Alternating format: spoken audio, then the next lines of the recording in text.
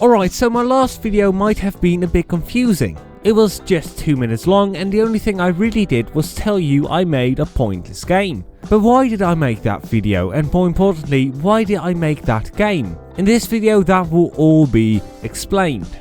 Let's start with the game. The idea started, like I said in that video, with the clicker game I made in 24 hours. Since it was my only released game, and I knew I could make something similar. So I created the infamous button. But the development process didn't end there. I didn't say anything about what comes after in my video, but I did indeed go further than just creating a button. You see, my goal for this game was to keep the player clicking on the button without making it fun or showing them what they would get if they keep on clicking. This immediately ruled out the possibility of showing the player how much they have clicked, since this would make it too interesting and give the player some sense of progress, which is something we don't want. But what would they get as a reward for clicking so they keep on doing it? This is something I kept changing and wasn't sure about for a very long time. At first I thought about having an XP bar fill up as you click more and more, and when you would reach the end you would level up. But I decided this was a too direct reward. It needed to be more ambiguous. So my next idea was having loot boxes appear every now and then when you had clicked enough, and these loot boxes would have a reward inside, in the form of a cosmetic item to make the game more interesting. I came really close to going with this idea, but I ended up not doing it because I couldn't think of enough items or a good way to end the game, since I really wanted to be able to tell the player how much time they had wasted, and the only way of doing that is by having an end. So with this crossed off too, we get to the idea that I actually went with, and it is probably the simplest of them all. Every 100 clicks or so, something new will appear on screen, and through that I could tell some kind of story. It all starts with nothing. When you open the game there is nothing, no button or anything else. You first gotta click 10 times for the button to appear. The reason I did this was to see if people would actually click 10 times on an empty screen. I also wanted to know if people would think this was a bug, and I wanted the player to feel like they got some kind of reward by having a button.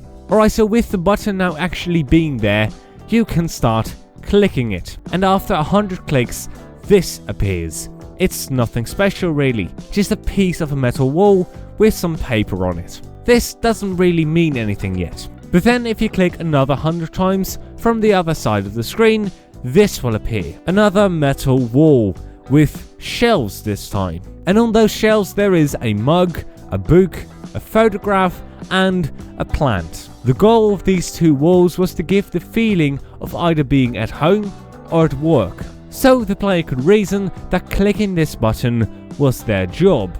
Alright, so then it gets a little weird. You see, another 100 clicks later, dirt comes up from the ground, and this is pretty random. And then another 100 clicks later, grass goes over the dirt, so it becomes really clear that it was indeed dirt. But now it becomes interesting. After the next 100 clicks, we see some kind of black outline arise from the grass, but it's not 100% clear what it actually is. But we get that answer after just another 100 clicks, because then the outlines fade into color and we hopefully see that it is garbage.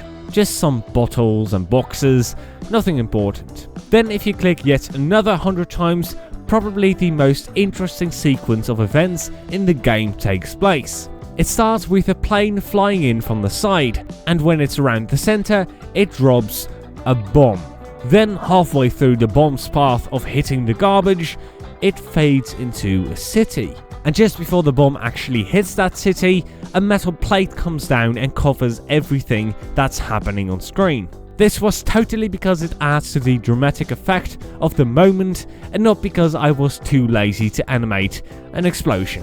I swear, that is 100% the reason. Alright, so after the bomb hits and you hear the explosion destroying the city, you'll have to click yet another 100 times for the metal plate to be lifted, and after this has happened, you see the city in ruins. And after you click 100 times yet again, a black screen falls down and covers everything except for the button itself, and just 10 clicks later, this results screen is revealed. With on it the number of times you've clicked, the amount of time you've wasted, and your average clicks per second. Alright, so did I succeed? Did I make the game I wanted to make? Let's see. Was the game fun? No, not really. At least, I don't think so. Did it keep players clicking? Yeah, I think so. There's just something curious about the unknown. Was it boring? I certainly believe so. Every single time I played it, I was surprised by how little time it actually took for me to complete the game. It was usually around 4 to 5 minutes, but it felt like forever. So I'd say this game was a success. I completed the challenge I set for myself and I had a lot of fun making it. So that's the game part finished. But that's not all, because why did I make that rather confusing video? Well, if you've listened to my explanation, you know the value I laid on the unknown of this game. If I had explained what was in it, I don't think a lot of people would have played it, and those who would play it would find it even more boring and not interesting in the slightest. They wouldn't be curious to see what's next, and that was the entire driving factor of this game. You wanted to know what would happen next.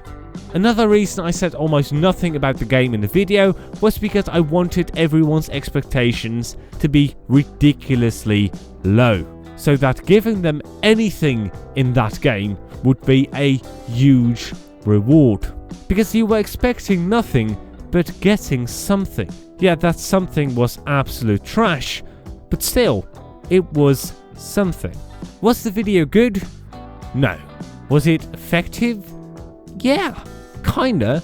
The game was downloaded and completed over 30 times, so I'd say it's at least decent. But in the end, I think I made the video too serious, and a lot of people didn't realize what was going on and thought I just made a very bad game, which they're not wrong about. But the fact that I made that video as some sort of joke, or that I made the game just so I could make a video, are both not true. But I don't blame them one bit, because the video isn't clear at all and ends pretty abruptly, which is almost the entire reason I had to make this video.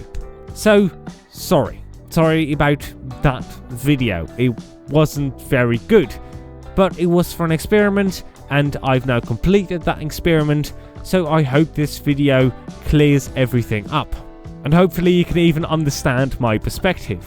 With all that said, thank you for watching this video. But before you click away, I just want to say that I will hopefully be live streaming on Twitch soon. So the link for that is in the description, and hopefully I will see you on there sometime soon.